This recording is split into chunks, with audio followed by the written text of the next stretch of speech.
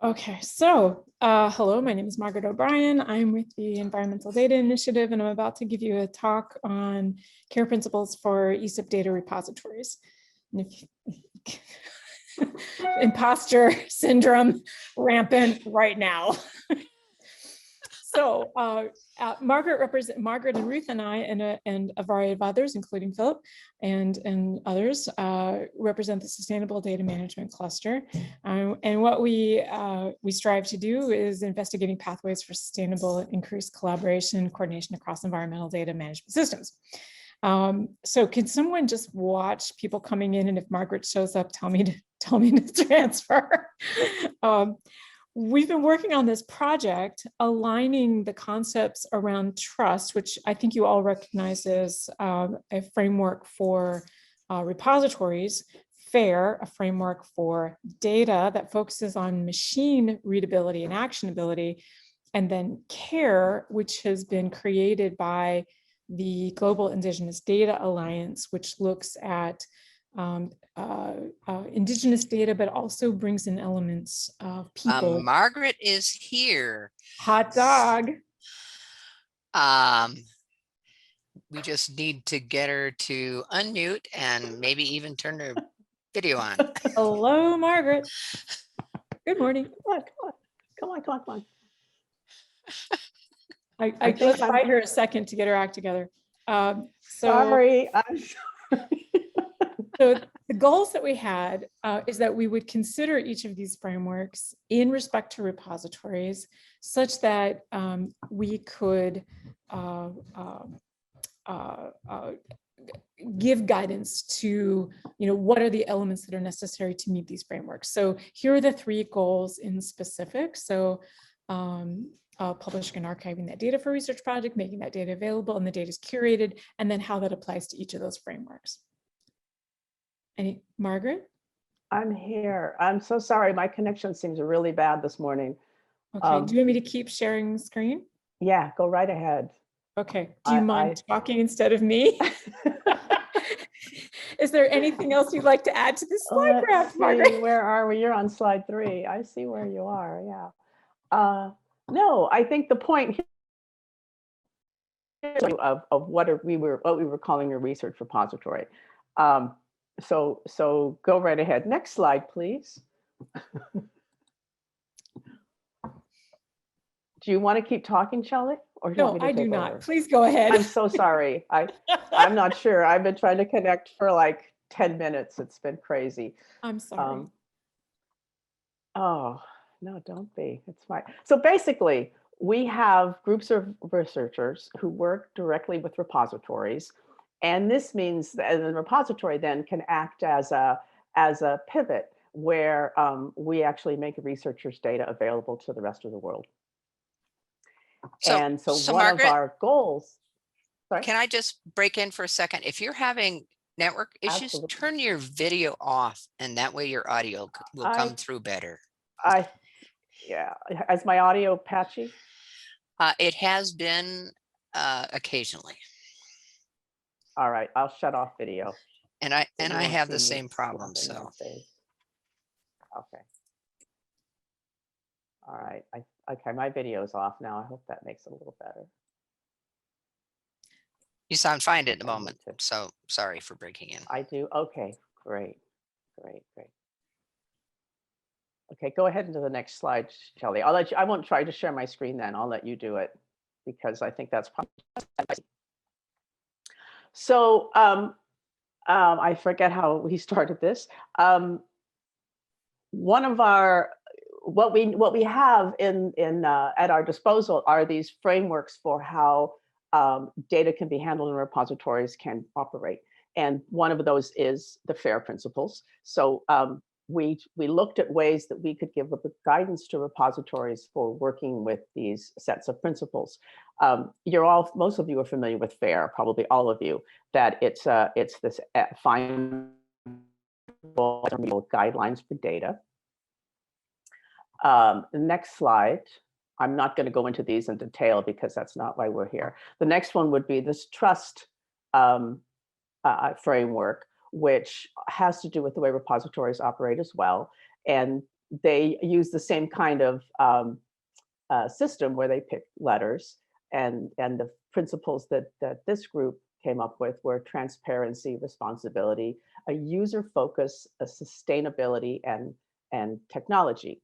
And so we look at these and think, well, there are ways that these can be aligned. But as we were looking through these, another framework popped up, and that would be the next slide. And this actually had to do with principles for a particular type of data, that data coming from indigenous populations, indigenous peoples. And basically the idea being that this increasing convergence of technology meant that the value of data was being raised, and that in a lot of places, a lot of cases, that the rights and authority of indigenous populations was not being acknowledged. And these care principles address those shortcomings. So what these do then is this emphasis on greater data sharing alone creates a tension for the indigenous peoples, who are also trying to assert greater control over the application and use of their own data and knowledge for their collective benefit. So this would include the right to create value from the data and knowledge in ways that are grounded in those indigenous populations' worldviews, and that actually create opportunities for them in the knowledge community. So the care principles then are people and purpose oriented and reflect the crucial role of data in advances indigenous innovation and self-determination. So they complement the existing FAIR principles and encourage encouraging open and other data movements to consider both the people and the purpose as they advocate and pursue, innovations with data. So this group, the care principles actually came out very recently, only in the past couple of years. And even at the time that these were released, the trust principles were not yet out. So our cluster then, in addition to having people who are proficient in the FAIR and trust principles, wanted to be equally proficient in care. So we could act as a resource for everyone else in ESIP for these types of considerations. And so that's what we're going to talk about here, our examination of the care principles, so that we can provide basic guidelines to repositories on their engagement with care. We did feel a bit intimidated because these are relatively new. And so we asked the care originators to help us out, which they were more than willing to do. So the next slide. Let's see, where are we? This is so basically you can think of these as a triad. Oh, excuse me, wait a minute, one more. So this is a summary of the care principles. The C being for collective benefit, the data ecosystems would be designed and function in a way that, whoops, I think did I go to, can you back up a couple, Shelley? Did we go through this one? You did talk about it, so I think we're okay here. Okay. So you can think of these as a triad. Next one was the triad, where the care principles are focused on people, the trust on the repository operations itself, and FAIR on the data. Well, okay, sorry, I'm skipping around a little bit here, I think. You're doing good. Oh, I know, I'm just flustered from not being able to connect for so long, which is sorry, not good. No, I love the ants. It's just local, So basically our process was to we spent about 10 hours talking with our group and with groups, the authors of the care principles. And that would be Stephanie Carroll, she's a researcher in Arizona. Maui Hudson is a researcher in New Zealand. And Lydia and Andrew, I believe, work in their groups. Ibrahim Garba is a lawyer. So that was actually really interesting having his perspective. Our discussions were really open-ended. We brought up our own experiences and examples and practices, which were repository related or otherwise. And afterward, then we went through this discussion notes and pulled out mentions of what we're calling repository activities. And then we characterized them broadly. And our goal was a sense of where repository activities intersect with care, so that those with data related to indigenous populations could plan an approach.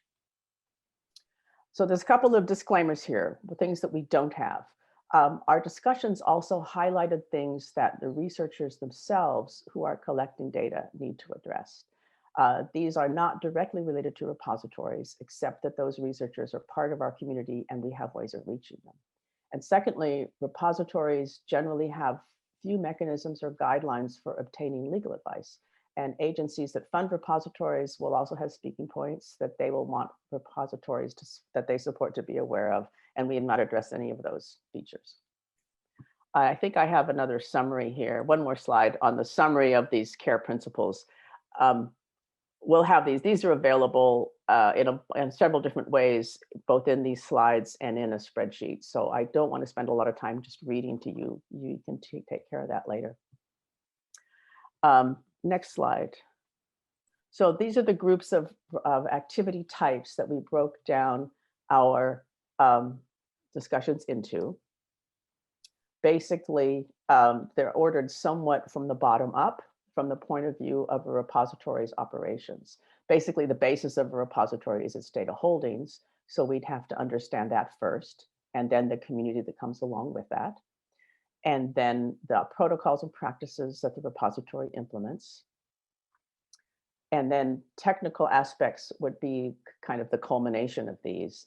Outreach is typically communication with new groups who are not already in the depositor community. And so this is somewhat orthogonal. It's typically performed by everyone, maybe leaning more on the curatorial staff than on the technical people.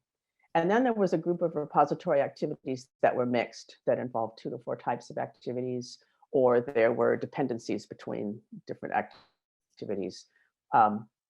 Sometimes a hosting institution would be involved, or even a community of repositories would need to be included. So these next slides show the repository activities that we identified and characterized by these general classes. And basically these are lists, so we can go through these quickly and then spend the rest of the time. We have plenty of time for discussion. Want to go to the next slide, Shelley? So basically, what we've done here is listed these activities that we identified, and then we index them to the core principle, or excuse me, to the care principles from that earlier slide that are numbered. In all, we came up with about 40 repository activities, and we're still distilling these. So this first group are the topics that a repository could add to their regular channels of communication, or to create new ones. And some of these might take additional effort, especially understanding things like legal rights and the roles and relationships that change over time. So basically these are understand your data, understand your communities, and the responsibilities and roles of those people. The next slide would be the protocols that a repository would need to have to handle these care principles.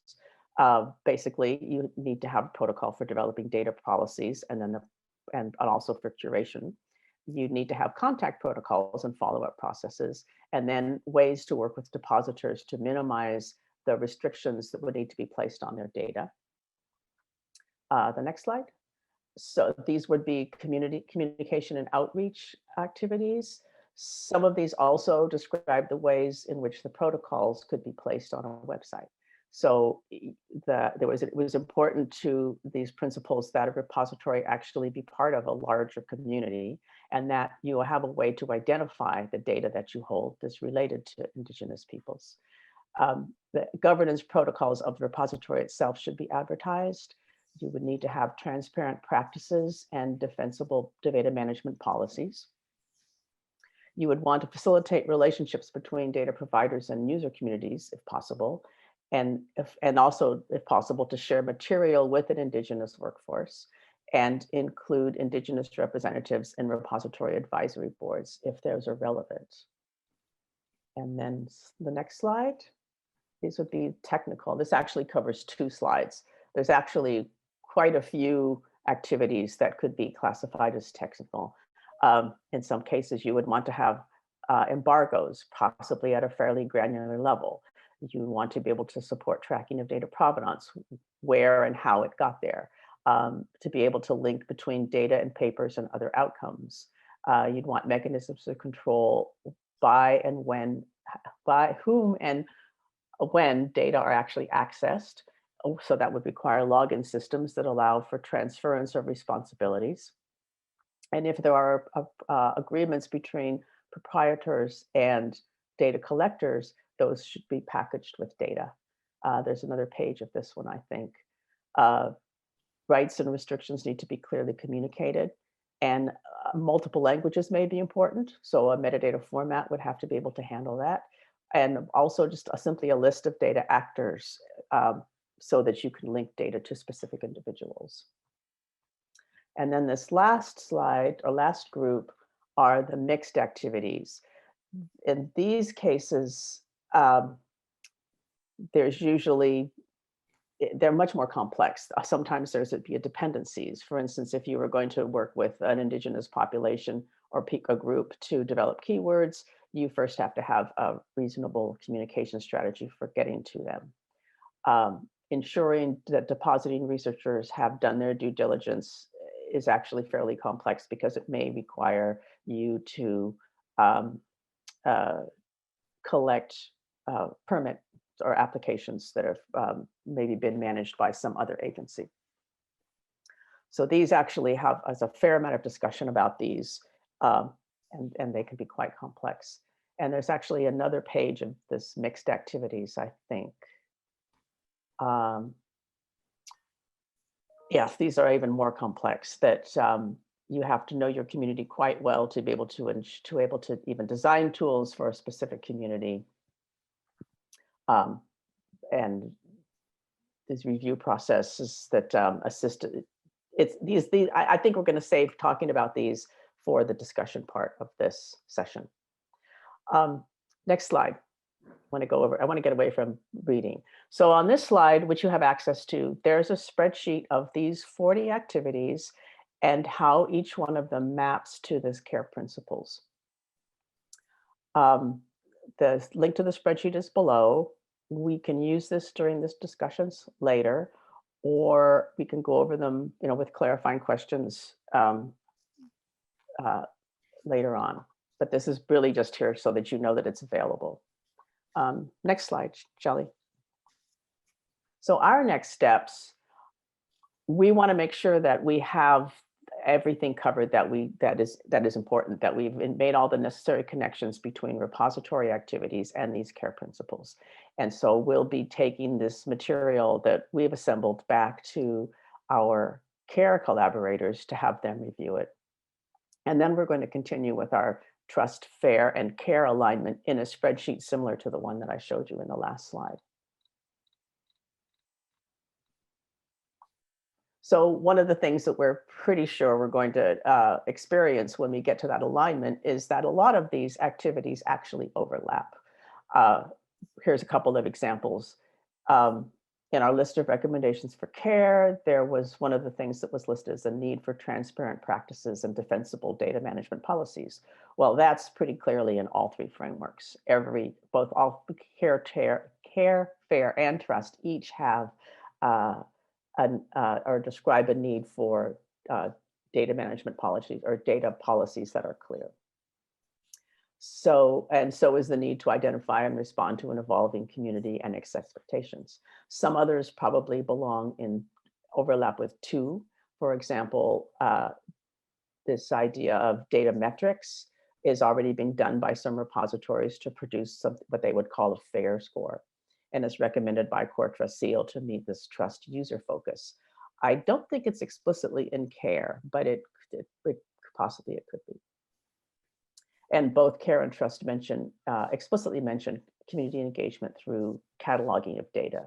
So our spreadsheet then is going to take these activities and extend it into the care or to the trust and care or fair principles so that we have a grid of all of these kinds of activities and how they align with these frameworks. Next slide. So we have we've spent some time trying to decide how to organize this session. Because the care principles are relatively new, we thought that discussion was probably the best way we could go. One idea was to use breakouts, but I think that I think the conclusion was that there would probably be questions, and it might be too difficult in breakouts to have an expert in each room, so that an open discussion might be the simplest way to go. But these are the kind of questions we would like to get feedback on. We considered a survey, but this, I think, again, people don't have enough background yet to be able to answer questions in a survey. So what we would like to do is get feedback from this group on these most basic open questions.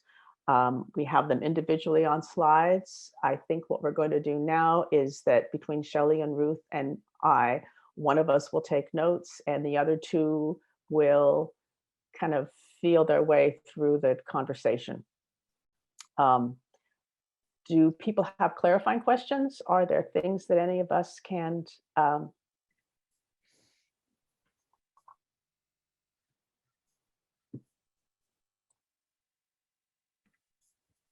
Margaret, I think just in an attempt to summarize and without being trite, I mean, we know that repositories want to, run an operation that, meets trust. They want to handle their data in a fair way. And the question is, can this be done also paying attention to the Indigenous considerations in the care principles? And it seems to me that there will be parallel activities that would address those things, and if they can be done in a way that also addresses care, then it's a better return on investment.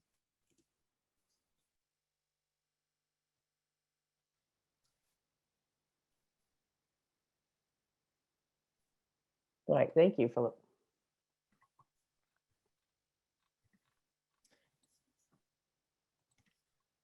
So maybe we'll start with the first question. Yeah. Do we have we have those in slides? We have them in slides, and I just put it in the chat. Okay, good. I see people in the slides. That's great. Yep. And I don't think necessarily sharing my screen makes sense. No. Better to see each other, if for those of you who have bandwidth that can handle that. And Margaret, thank you so much. Of course, I'm glad you're here. All right, so does anyone here, and maybe we can do like a show of hands. Oh, there's 4 screens. Okay, I can't look at 4 hands, but do you see care as important to your data holdings if you're representing a repository or a community that has a repository? Like Ken Casey better be nodding his head, for instance, like absolutely. Yep, okay, yep, thanks Nancy. There, Ken. Oh, I see hands. Yeah, okay. And I imagine as we were experiencing the conversation, it's a little intimidating to think about the amount of infrastructure that you need to put in place to represent or be a service to an Indigenous peoples. Yeah, we felt very intimidated as we were negotiating each of the text. It wasn't clear what they actually meant because many of us didn't have the background to think it through. Great. Okay. Great. All right. Lots of head nodding, lots of notes in the chat. So, so I could see us actually walking a repository community through our conversations. Rob, you had your hand up first. Do you want to talk?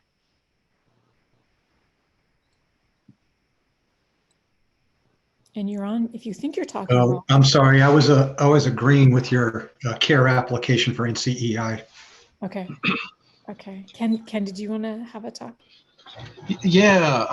Well, I mean, obviously this has great importance for us. A couple just sort of gut level responses, because the care principles are relatively new to me. I don't really know much about them. This is the first time I'd say I'm really diving deep into it. The first is sort of a pragmatic question about, we have a massive archive, multiple tens of thousands of collections. How, if there's, number one, if there's thoughts on how to even go about assessing those holdings for contributions from Indigenous communities, from this large historical collection. I think for our active ongoing data streams, it's a little bit more straightforward, but there are multiple hundreds of those as well. But that's one concern. Another one, I'd say this is more of a general concern about a lot of the discussions around sort of research-oriented data repositories, where I feel like sometimes there's misunderstandings between sort of things that are desired by the research community, like this, and in the case of CARE, it's this authority to control.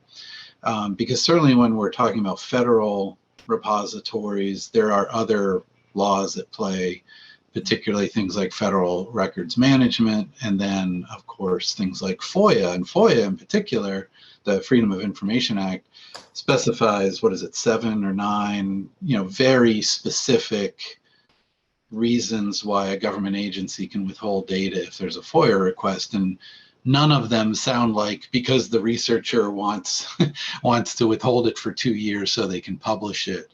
That's not one of the exclusions, right? So I guess that's a part where I would really like to understand from the Indigenous community's perspective, sort of what the context of that authority to control is, and how that would even possibly be able to be managed within at least within the federal framework. I mean, maybe private data repositories are freer to act on some of these things, but those are a couple initial thoughts that I'd like to share. Well, they're huge, of course. So the first thought you had was the broad content that NOAA holds. We did have some conversations on that, and Ruth and Margaret, you're certainly welcome to jump in. But we have these existing repositories, and how do you essentially retrofit CARE principles on those? And we discussed the fact that they don't know either. But like, for instance, imagine, so easy, a satellite image covers multiple Indigenous lands, easy, every single day, every single minute. And what's your responsibility to that? And does it matter at what resolution it is? Those conversations have not happened. So that would be an opportunity for ESIP to contribute to the conversation, to think through what that means. And then what is it like how, if you were going to interrogate NOAA's holdings, what Indigenous data do you have? Well, if you look at the maps of Indigenous lands, all of the United States has Indigenous history, pretty much. I don't think there's any piece of land left out. Maybe somebody who's an expert can point that out to me, but it's broad, it's very broad. So yeah, you do.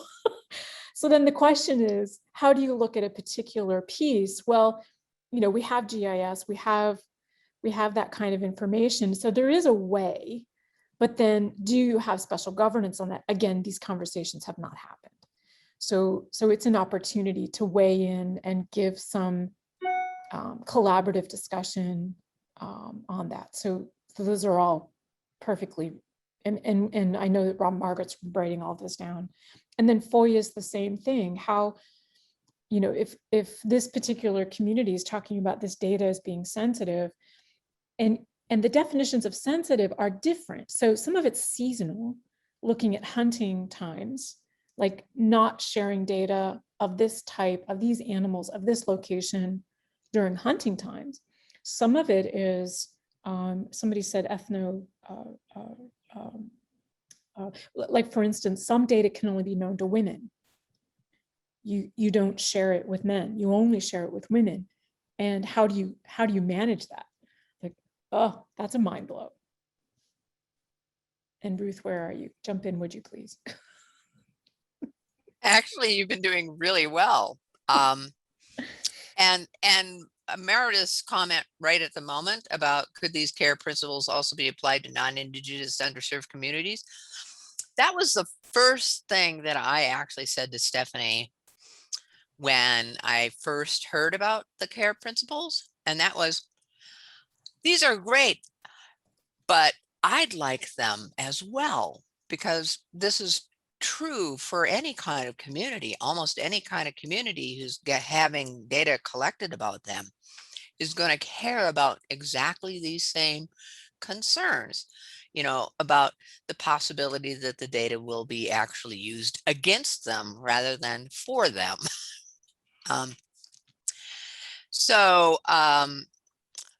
And they rightfully responded back, yeah, but we've been, had this issue for, generations now. And so we're just going to move along, moving these forward. They're And committed. rightfully so. Yes, they're very committed.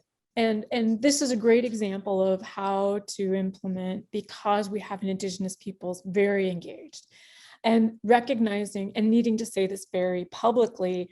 Not every single Indigenous peoples have weighed in on these guidelines. This is a particular group. So we have to remember that they're not speaking for all Indigenous peoples, but it is a very progressive, active community looking at the challenge. Right. And I do note that the situation in some other continents is somewhat different than in the United States. Though, for example, the Sami people in the northern part of Europe have pretty much the same kind of concerns as the Inuit in Canada and America. So, yes. In any case, yeah, it is a question and an issue of what a community can do, a repository can do. And then the real concern is, particularly in the North, they've been getting hit up a lot lately, those communities in the far North, simply because, things in the North are changing the fastest. And there's a fair amount of research fatigue, as I guess I would call it, where, if an investigator wants to go up and do stuff and they don't have a developed relationship with the communities involved, and they're not actually providing anything back, the communities up there are, rightfully somewhat objectionable of that kind of issue. And a lot of the issues are related to, for example, the way research is done in the United States. If you got a 2 or 3 year grant, that is not enough time to establish a long-term good relationship with communities that are affected perhaps by the data you're collecting. So perhaps Sophie, maybe you could ask your question or comment. Usually, not a question, but just kind of several comments, starting from what the question you asked about care principle means to the operation of our organizations, and then just watching the chat. So just several comments. I think from the get-go, I was going to share that I think care principles aren't only just important for data repositories, but just in general, all of our services, especially relating to information and data.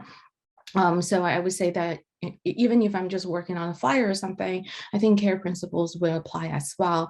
But just looking at, starting from some of the comments about Ryan was saying, how do we invite the communities to lead the discussions? And I was going to say, and that couples with what you were saying about how a lot of systems or a lot of services are in place. So it seems like we're retrofitting, and several comments echo that that's part of the challenge, and why prioritizing the Indigenous community is so important, because we have such what we consider to be usual workflows or existing relationship or the languages that we use in this space.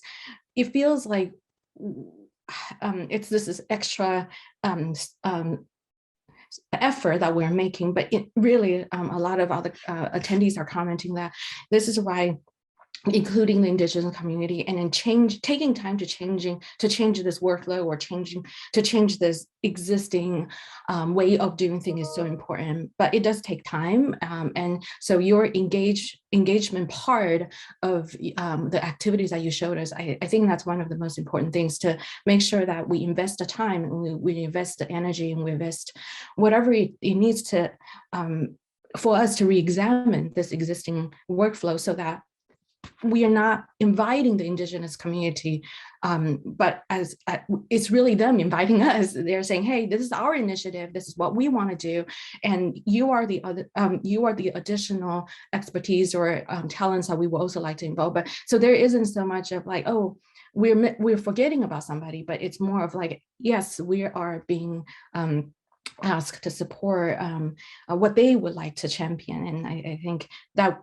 Definitely that's not easy, but yeah, it would take time, and hopefully investment is something that people are willing to make in this area. Thanks. Sophie, that's a really great summary. When you said that it's a real gift, and I think I've seen that in the chat, that the Indigenous community is giving us with this framework to know how we can better support them. That's exactly how they're seeing it, at least the folks that we've been working with. And, I can't tell you how many times, Ruth or Margaret or I or Philip or, the other folks that have been participating have felt so uncomfortable trying to think, with the mindset, the needs of an Indigenous peoples, and really uncomfortable with that. And just wanting to do the right thing, not wanting to say the wrong thing. And the response they would give us included, listen, we're not repository experts. We don't know what's possible. We don't know how you do what you do. We need help. And can we collaborate? And so, that really, I see Susan Shingledecker in my view, that really goes to trusting the ESIP platform, the ESIP way of doing things, the ability to have that very safe space for a community to talk about their needs and navigate, what is possible and what's not possible. Existing repositories versus new repositories versus, and then the other side that they taught us, and Ruth also has experience with Indigenous community, but there's different levels of governance that are possible depending on location. Some communities have put that into place. Some have a single individual, and if you can't get to them, oh well, and some don't. So even if a repository wanted to do the right thing, they may not have the same type of response from the folks that they're trying to engage with. So there's some flexibility anyway, Sophie, you hit it right on the nose. And I just wanted to note that some communities, in particular the ones in the north, actually have started writing down rules for example, researchers. If you want to work with the community, here's the things you need to do, and in the order you need to do them. And all that does is reinforces the time commitment because it's not even for a single project a short-term process. I mean, the whole issue about demonstrating value to that community is important. And it may drive your research in different directions. For example, when I was working on the semantic sea ice interoperability initiative, we brought multiple communities together, the operations community, NOAA folks, mostly for sea ice and that sort of kind of forecasting, and the Indigenous communities. And we were trying to, think of what are the useful things for the Indigenous communities. And two things came out of that we never would have expected. One is they were concerned about health and safety and training their next generation. And the other was that, well, at the time, the communications bandwidth was so small that, the idea of sending SAR data to communities didn't seem like it was feasible. And what they were getting were these maps. where all of the, sea ice information has been sort of aggregated into types. This is all multi-year ice over here, that kind of thing. But that the communities actually, as long as there was a cutout right around the community, just a few miles, could handle that, because they could correlate what they could see in the SAR imagery with what they could see, from like their house, which would be like right on the edge of the ocean in a lot of these communities. So working with communities can provide actually interesting and useful things to the community as well as to the science community. So it's a very worthwhile thing to do. Oh, Carl, do you want to go next? Sure. Yeah, actually, as we're going through the conversation, there are a lot of things flashing into my head related to this.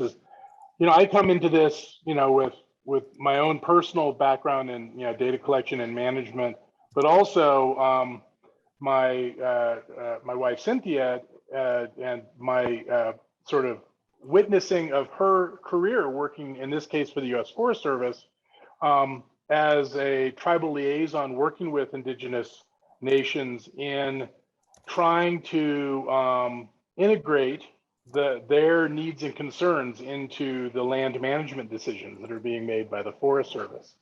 And the comments that have already been made in terms of the critical need for establishing relationships of trust and reciprocity, because without those, you can't move forward with then actually being able to develop rules of engagement and the processes that you can put in place for trying to actually accomplish what you're jointly trying to do. And that's the other dimension here, is that this transitions from my project and my data, my repository, to a shared asset that it's not just stakeholders, it's owners, co-owners, and co-control. And there's a tension, as Ken was pointing out, between sort of what we are currently allowed to do in terms of providing access to or limiting access to data and information.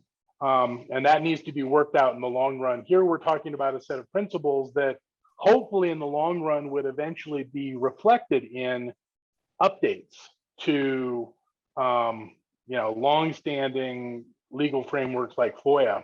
But right now we have to operate in a model of trying to do the best we can and building those relationships and trying to build those relationships and the processes at a scale that is actually feasible. Imagine, and this is something that Cynthia had to work with, one forest in New Mexico, working with 27 different tribal nations that had significantly overlapping interests over just the footprint of the forest, and how that translated into the model for interacting and capturing and representing those needs and requirements, all of which were not consistent even within those 27 nations. And now if we multiply that by all of the repositories and all of the researchers feeding content into those repositories, what are the appropriate scales so that this is actually that it's doable? Are these, where are the relationships most important to be built? For the researchers, it's essential that they start to ingrain a connection with the Indigenous communities that they are collecting data with, or that they are collecting data about. That's absolutely essential.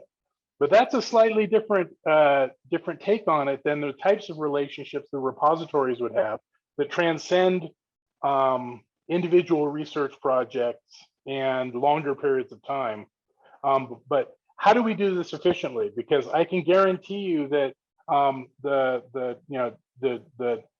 traditional decision makers in many indigenous nations are not going to be in a position to be constantly picking up the phone for every single repository that has a potential overlap with their tribal lands to work out a detailed one-off agreement or protocol with that repository. So we have to think about how do we do this at scale so that we're reflecting the principles and we're able to achieve our shared objectives. It's challenging, but I think this is a conversation that we need to absolutely be having because it's way too long that we haven't been doing so. Carl, that experience that you just shared from your wife is just a perfect use case. And I think you might have to come join us for at least a session or two, or have her join us. You've made a really important point. If one of the things that we can give back, and please understand that we sort of tripped this direction in taking a look at care, because repository community wants to always serve their community best way they can. And we were looking at the frameworks and we said, oh, sure, fair, trust. Oh, let's look at care, oh, wow, that's really important. We really do need to look at this. So we, I think, are the first community, the repository community, to look at care. And that's one of the reasons the writers were so willing to help us. They made time, all different time zones, and they made time to be with us. And that was incredibly valuable. And I don't know if anybody else will get that much attention, going forward. I hope so, but I don't know. But now, like Margaret's presented on this work at RDA, and there's an interest in taking it to other communities to talk about, this is what we're discovering. But Carl, you've pointed out a really important opportunity for us to give back. Like, listen, there's 3,000 repositories worldwide. If you want to connect to all of them, there needs to be an implementation mechanism that makes sense and is somewhat, and this is actually going to something that Sarah's bringing up in the chat, that we may have to, the whole, square peg round hole kind of thing, that if we want to adjust the thinking of the indigenous peoples in order to comply with existing repository structures, we're asking them to bend. And how fair is that? Like how much do they lose what they're trying to get? And I think we need to have that conversation such that we can implement what they want, but there needs to be a way to actually physically do that in the infrastructure that exists, knowing the budgets that are likely to be there or not be there. That's a really good point, Carl. So hopefully I talked enough that Margaret wrote that all down. Mike, do you want to go next?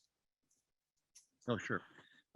So yeah, some of the comments in the chat are really good. One of them that resonated with me and has been mentioned is the need to get indigenous communities involved from the very beginning, the very beginning. And one really, there's so many opportunities here. It's a complex topic, but I'll just throw out this one thought I have. It's just related to Ag's talk yesterday about the data deserts. All these areas where we have no sensors. We're in a revolution right now with sensors. They're so cheap. They can be built very inexpensively and accessibly. And so I just think of what if we were able to start relationships with groups that want to have a weather station in their school, near their school, or another area where they're putting together these instruments. They're sampling the data of their very, very local region. They're making these data available. They start to understand things about how data quality issues that come up, all these kinds of things. We kind of initiate them into the whole data world that way through this very accessible means that we have today. And so that's just one thing I thought of, filling these data deserts with measurements that are being taken by indigenous communities themselves, and then that thereby involves them in our community and makes them a part of the community to for education and all the great things that can come afterwards. Yep. And modeling that behavior. Yep, I love it. I love it. Bob, do you want to go next? Sure. I was curious with the group because the focus is the intersection between trust, fair, and care, but none of them actually, argue for open access when that's appropriate. And so I'm just curious if that's come up. I mean, we're in a age of inclusion, right? And as a data center that focuses on global data, it's important for people to have control over their data, but it's also important for people to be included. We have a UN agreement to leave no one behind, and I think people recognize that if you're not measured or if your data is not included, you often, aren't considered. So what's our obligation to work with communities to ensure, that their concerns about being different or losing control are balanced by the need for people to be counted and included in, large You're- scale databases. You live that. I mean, you've got like the center of the universe on that issue. And you and I've talked about it on other topics. So as a repository community, do we advocate for research to happen in areas where there's a data desert? Well, we certainly can provide a data product, to show the gaps and to show the international community, here's where you don't have the information you're looking for.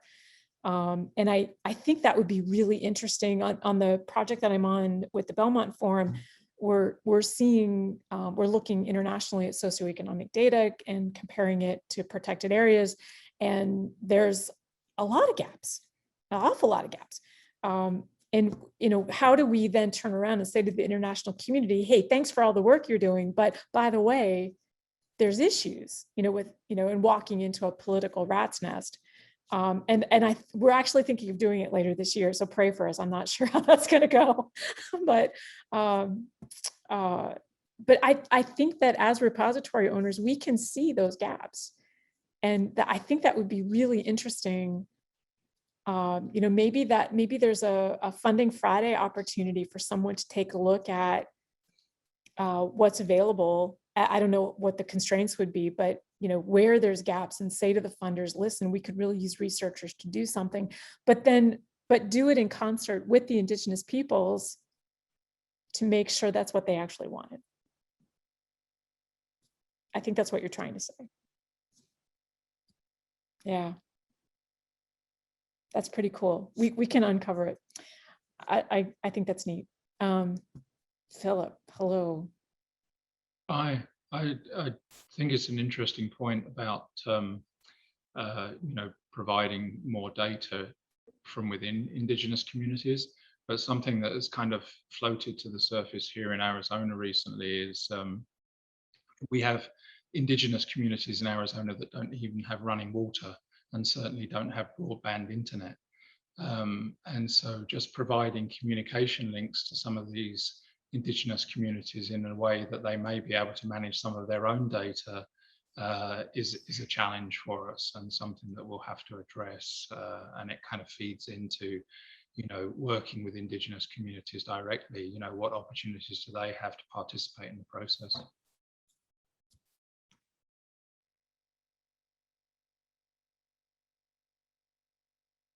Realities.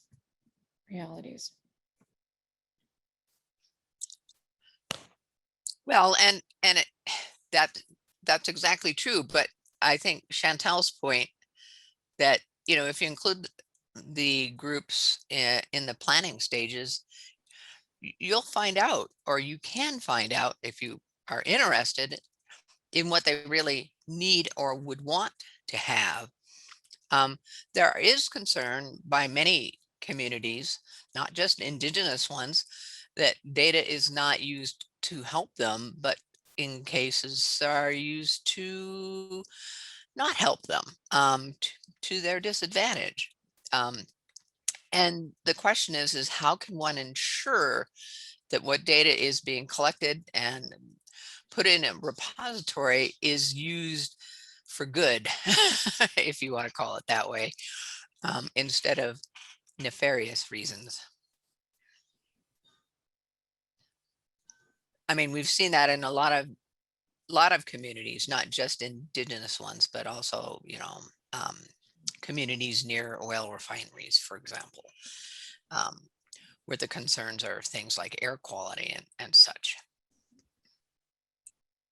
Ruth, I think that speaks to what someone mentioned in the chat earlier in terms, I think it was Ryan mentioned it, about the timing cycles, right? And the time it takes to do research, but the time it takes to build and sustain trust. And are those misaligned? And are there ways to build incentives to foster those longer term relationships? Because I have to say, from my perspective, being new to the repository world, once the data goes into the repository, who has the control over how that is used 30 years from now when the world looks different than it does today and the people who collected it aren't there and the people who informed it aren't there? I think it's a fascinating question. Yeah. Some of the examples they gave us were primarily with museums that have already signed on to trying to implement what they're asking. There's these badges, not knowledge tokens. I'm trying to remember what they were called, TKs. Can anybody remember what the TK, the badges like? And there's a suite of them, I think 20. So think of this as metadata criteria, right?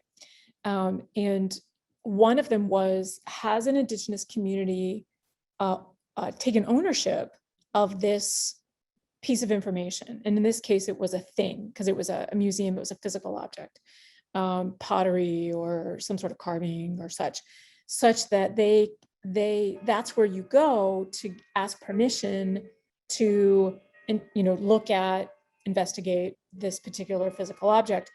And some of the badges indicate no, there isn't labels. Yes, they indicate no, there isn't actual ownership established for this item. Therefore, governance reverts to this other, repository governance for these elements. So there's they've given some flexibility for level of engagement, level of ownership that's possible. But interestingly, they also had some very the provenance was really interesting, the way they were thinking about it. But my memory's not working really well, so I can't give you that example. I'm sorry. So, Sophie, do you have something else? Yeah, just what Susan was saying, it made me think about some of the projects I'm working on where it is hard, but then we got to a point where we realized we can't just do things as normal or as usual. The workflow that we're using or the process that we're using is obviously missing out on a lot of areas that we could do better. So I know these are not the same issues.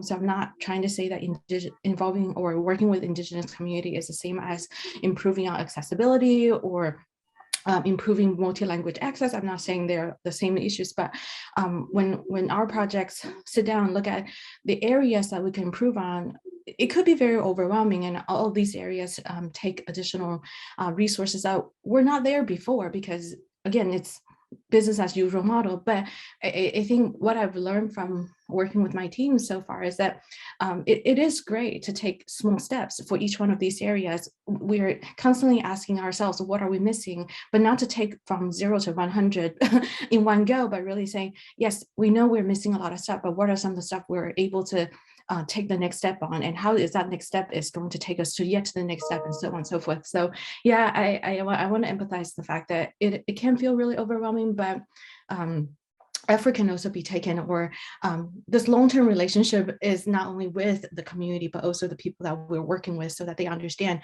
we're trying to build a roadmap toward a model that's different from business as usual. Thanks. Yeah. And I'm seeing the notes from Ryan and Steve. So one of the, if you're looking this as a repository and thinking, oh my gosh, this is an awful lot of work and this is going to be really hard. Well, yes, that's probably all true. But there, when we were thinking this through and talking to the folks from CARE, the governance piece is not ours. The governance piece is with the Indigenous peoples, and they needed to have a mechanism in place to help a repository understand, did this researcher get permission? Like, for instance, if a researcher comes to you with Indigenous data that can be associated from that place or people, it's you don't just put it into your repository. They actually have to demonstrate that they've gone through the proper steps to A, have that data, and B, use your repository. And so you're protected in that way, that the researcher has responsibility to have gone through the process necessary. So what are those processes? Do institutions know what those processes are? Do researchers know what those processes are? I don't know. Maybe some of you do. There are repositories that have implemented a good number of these elements. Ruth has brought up the one that she has been associated with and explained the lengthy process that they went through to get that implemented. So we do have examples. And what might be really interesting is to, when CARE maybe is a little bit further along, they don't have an assessment methodology yet, but maybe when they're getting closer to that, to walk through actual implementation discussion. Right. I note that Steve is talking about, a history of exploitation, and he's talking about repatriation. And is there a notion of data repatriation? And I should note that there are projects that, and this is expanding on what Shelley is talking about, that are doing exactly that. For example, I've been associated with the Exchange for Local Observations and Knowledge of the Arctic, which has been going on up for more than 10 years now. And that has finally reached a stage where, one, Indigenous people are actually funded project members, but they're also repatriating, I guess you could call it that, the data, so that the community is actually becoming the repository and curators of that data. That's actually the intent of the current proposal that's ongoing. So there's ways. There are ways. you have to do it deliberately, however. Yep. Yeah, but to Carl's point, we need to figure out how to, like, all repositories, we don't have identical repositories. So each one will have to consider, first, are they going to implement CARE principles in part or in full? And if so, to what extent, what makes sense? I think there's a lot of thinking that needs to go into that. I don't see every repository actually fully implementing CARE. I don't think they'll have the money for that. I don't think they'll have the bandwidth for that. But who should go first? And I think we can actually start that conversation, because clearly, if you're taking, research data, say some study of some, part of the Arctic, that's the one I'm always familiar with, are those kind of studies, and your repository that deals with that kind of data, and it's not, your big global missions or something, clearly you have more of a responsibility than, say, somebody who is only doing big satellite products, that are truly global. So when data and knowledge collected without permission should be erased or destroyed, could be true. One would hope that you had those relationships so you don't have to do that. I think But- that's a conversation. I mean, if you're Yeah. walking into ethics issues, I don't think deleting is your first action. No, So, there's probably, so you just brought up the fact that there needs to be ethical elements in place, and ethics for data actually have not been implemented into COPE yet, associated with publication. That they're working on that right now. So this would be an extension, and should be.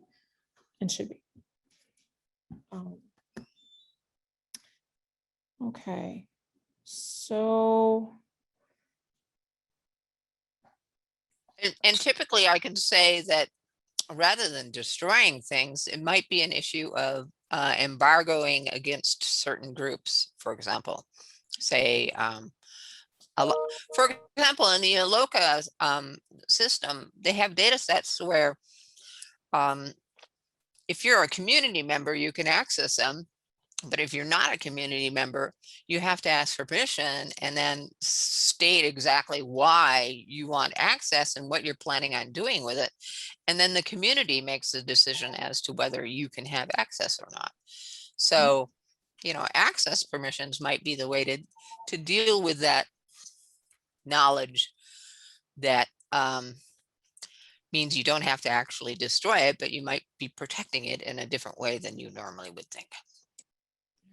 And jumping on that topic about access control, licensing, ownership, those are, I don't think they're clear yet. When Maui was trying to answer some of those questions that came up at RDA, he did have some precedent that he leaned on, but it's still something but that really needs to be talked through. So Ken, I'm thinking about your original question on FOIA. If data is sensitive, if it's protected, for particular reasons, probably it's not even included in the exemptions for FOIA. I would guess. I haven't looked at them, but I'm just knowing how this topic isn't anywhere yet. It would need to be taken to a higher federal discussion as to what does that mean, and get the lawyers out to walk through all of the ownership criteria and figure out how that would work. That makes sense to do. I'm not sure I want to suggest it, Ken, but maybe you should. Hey, Shelley, can I jump in for a sec? Since I'm kind of playing provocateur a little bit, I think, but some of the situations I've been a little bit familiar with have involved, the biodiversity related data. Oh yeah, there's some serious issues there. Yeah. Right, and so the tribes, for example, have been very concerned about unauthorized data collection about the location of plants that they consider to be extremely sensitive. Yep. And at least in cases that I've encountered, they do not want anyone outside their community to know about these plants, and especially their actual sites.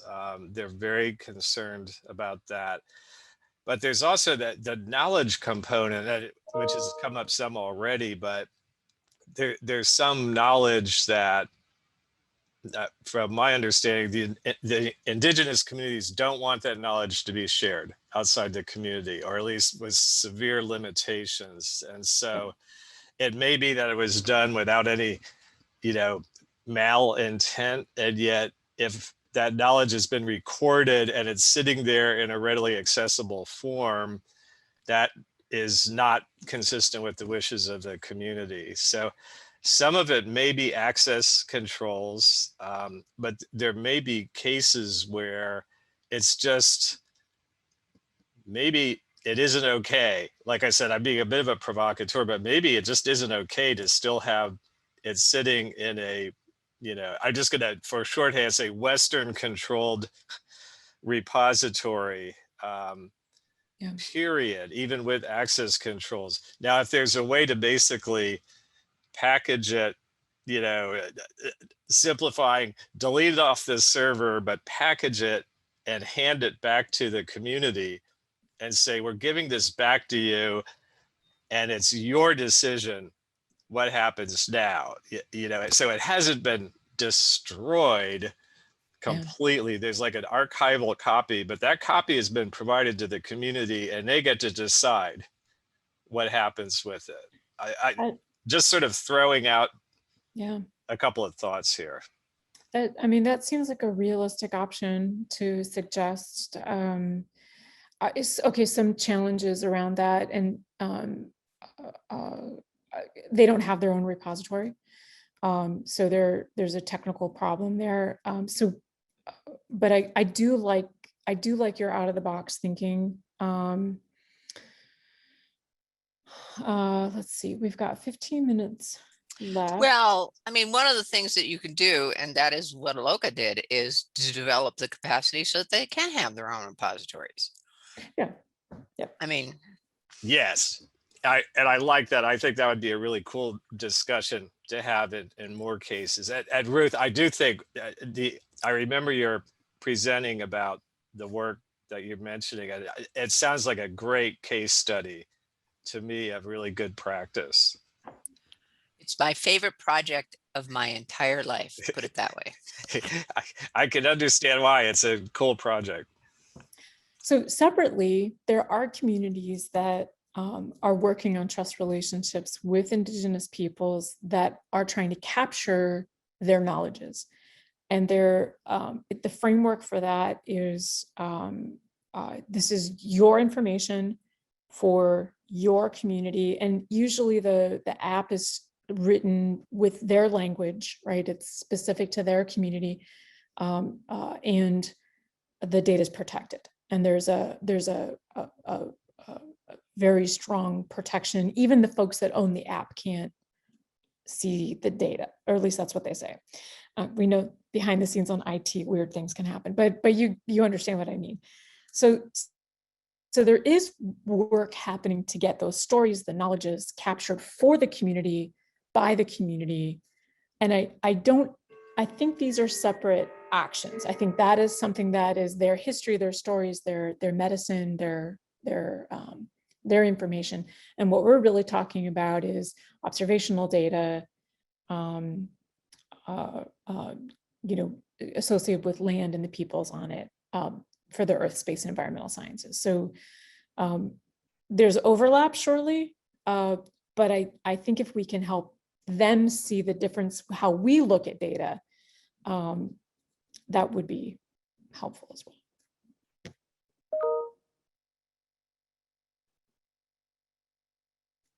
So maybe these last 10 minutes, there's an opportunity to discuss next steps. So this particular working group is trying to build out a that trifecta roadmap, like, repository capabilities. How do you meet those with FAIR? How do you meet those with trust? How do you meet those with care? How do they overlap? There's in the notes document, towards the bottom, there's a paper that the FAIR data maturity model working group from RDA worked with the Indigenous data working group from RDA to write, where it was operationalizing the care principles. And the assertion there is it's really helpful to have already been FAIR aligned, such that you have mechanisms for metadata, mechanisms for discovery, access controls are in place, and then applying care on top of that. So if you want to take a look at that paper, you're welcome to do so. It doesn't go into detail. It's definitely high level. You'll note that there's no repository conversation happening there, so that voice is not in that paper, but just the concepts around FAIR in general and care in general. But I think we have an opportunity to be more specific in operationalizing and engaging the community through all these elements that have been brought up coming through ESIP.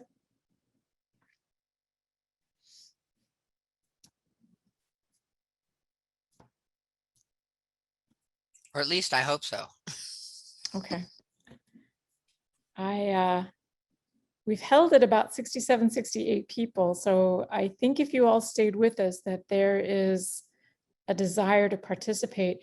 If anyone wants to join the working group, the cluster, Margaret would invite everybody, right, Margaret? Oh yeah, and the connection info is on the last slide, so, which we didn't get to. It's just the close. We would really like to have you. Carl, your wife is welcome as well, in case you were wondering. And right now there's summarization happening with the three elements. So let her know that we look forward to meeting her. Great, thank you. Yeah, well, we've been spending our time lately is on a spreadsheet, which you saw a small piece of, and trying to turn this into a set of guidelines. Do you want to talk about that final product, Margaret, just to maybe get people excited? Sure. Go ahead, Shelley. I think of it as more of your, you've been doing fine. Well, so the final, so yes, I sit at a society, I sit with the publishing, and why am I so excited about this work with repositories? Well, a lot of the challenge that we have guiding authors is, what data do you want to preserve and where should it go? And we love all of our domain repositories, we love our institutional repositories, and we are grateful to our general repositories, but it is so difficult they're all at different service levels and different capabilities. There are a number of repositories, they call themselves repositories, that have come to us and said, we want to be fair aligned. We want to be able to align to the commitment statement that AGU and Enabling Fair Data have put together. How do we do that? There is not a thing for me to point them to, not a darn document to say, okay, well, you need persistent identifiers, you need this, you need that, you need the other thing. So this was, and Margaret, embraced this very much, and the team embraced it as a challenge. How do we communicate to our repository community? These are the things that we need to think about when we comply, in part or in full, these frameworks that we're looking at. So fair and trust and care, and putting them in some sort of priority order, which we have not done yet. So you can all come and play on priorities. What should go first?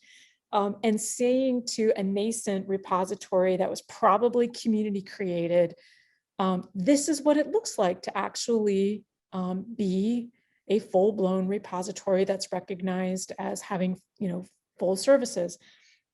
I do know the federal government, the US federal government, is identifying what those characteristics are, and this is a way to help a repository realize not just what they need to do, but how they should do it. So the idea with the document is we wouldn't define the how, but others have.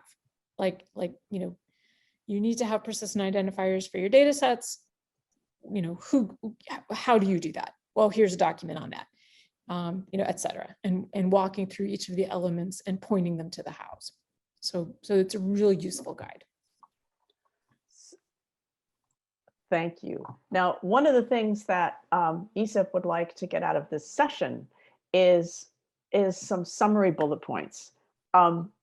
Does anybody, after having listened to all this discussion, I've been writing notes a lot. I don't know if I'm capable of actually stepping up to that level at this point, but do you see any themes that have come up?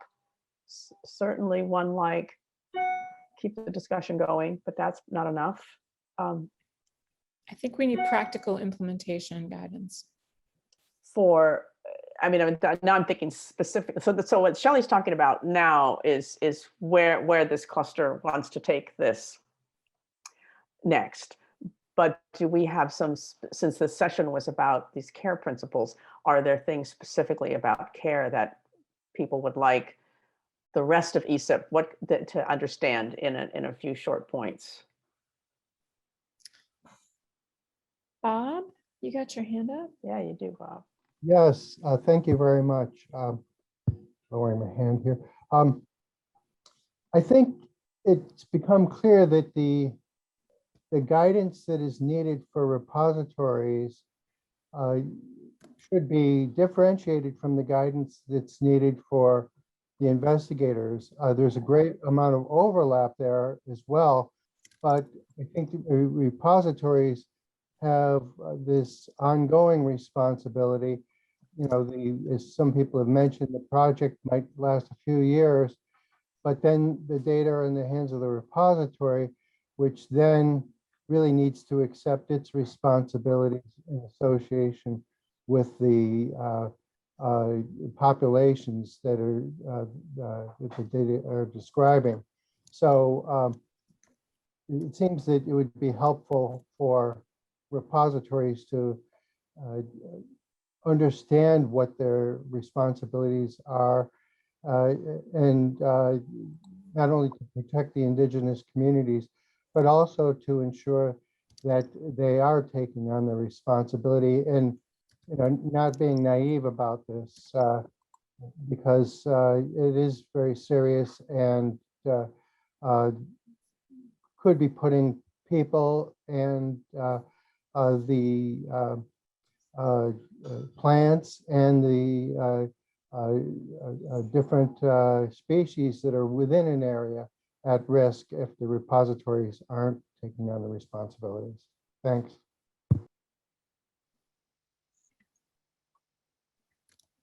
Great, thank you.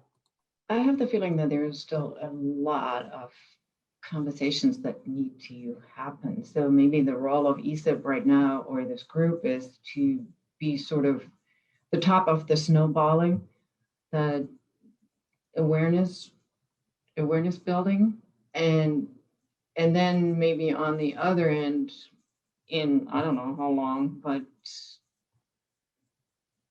collecting the experience that repositories actually have. As Carl said, we can't all call on the same one person who is willing to talk to us, and every community, every indigenous community is probably different and has different ideas. So I think we really need to try to get the breadth of input,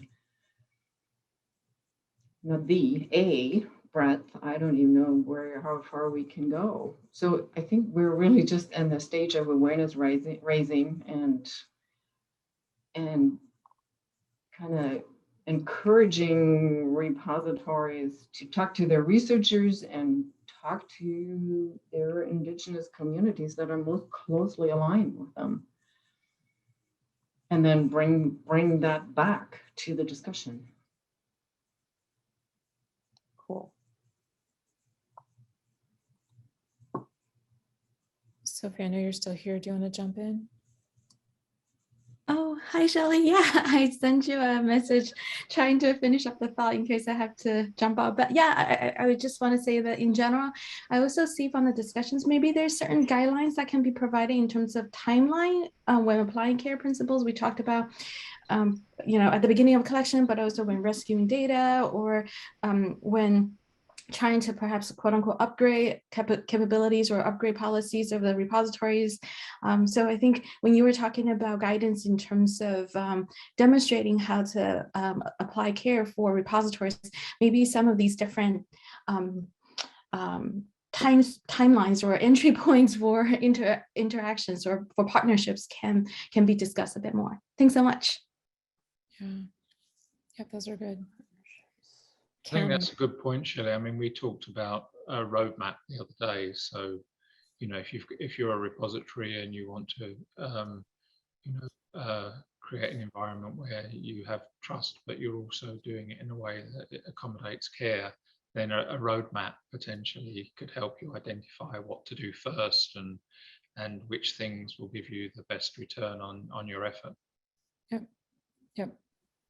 Go ahead, Ken.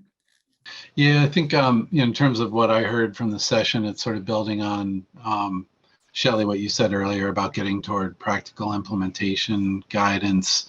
I think I also heard that could only be done in collaboration with Indigenous communities. And I would say, I guess, and then sort of my personal view on that is that would be great because it's that sort of pragmatic stuff that is what is really needed for, at least my repository, to evaluate whether we can actually do anything about this or not, right? It's really easy to agree in the concepts, right? Like, yeah, I mean, if these are all almost like we take these truths to be self-evident kind of stuff. These are fantastic ideas, but until we turn them into, okay, well, what are the actual steps? And then what are the resources that are going to be required to do those steps?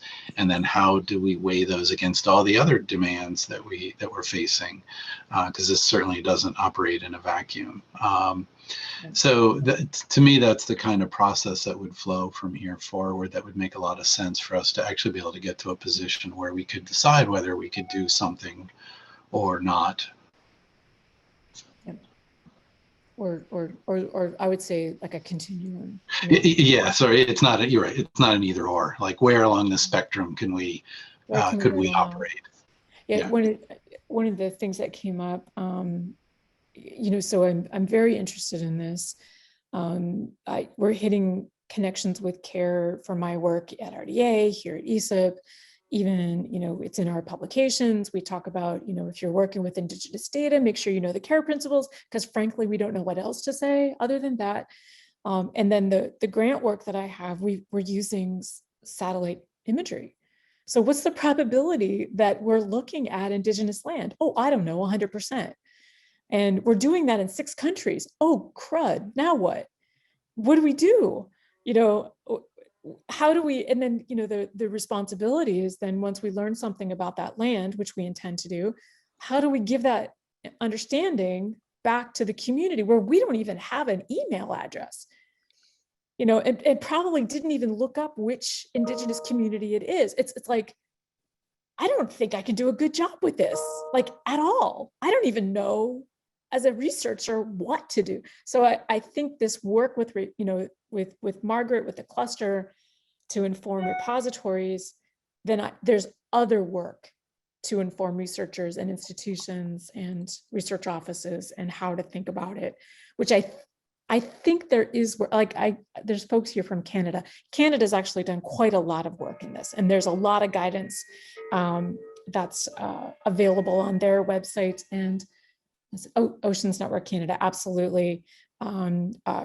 Research Canada has a lot of guidance because they've spent time developing it. I don't know that we've done, I'm not aware of that same level of guidance in the US. So.